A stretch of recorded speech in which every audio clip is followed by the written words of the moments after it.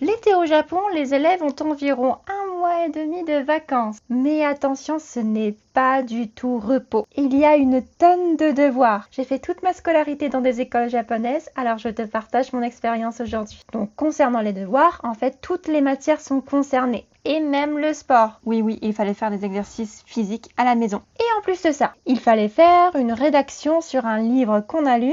Et à l'école primaire, on devait écrire un journal tous les jours et le rendre au professeur à la rentrée. Honnêtement, moi je tenais que quelques jours, puis j'écrivais tout d'un coup à la fin des vacances. Et le pire, c'était le projet de recherche libre, qu'on appelle Jiyu Kenkyu. Dans mon école, c'était toujours en sciences, mais ailleurs, apparemment, on peut choisir l'histoire ou la société. Il fallait faire une expérience ou une enquête et rendre un rapport et faire une présentation là-dessus à la rentrée. J'ai vraiment détesté ça parce que je n'aimais pas du tout la science. Et c'est pas fini. On avait aussi des cahiers d'exercices à faire pour les maths, le japonais, l'anglais, etc. Et au collège et au lycée, il y avait même un test juste après les vacances. Donc il fallait réviser en plus. Et c'est pas fini. Même en art plastique, on avait des devoirs à faire. Bref, on a des vacances, mais avec tellement de devoirs à faire. Mais maintenant, je suis adulte, plus de devoirs, plus de tests, et l'été est devenu ma saison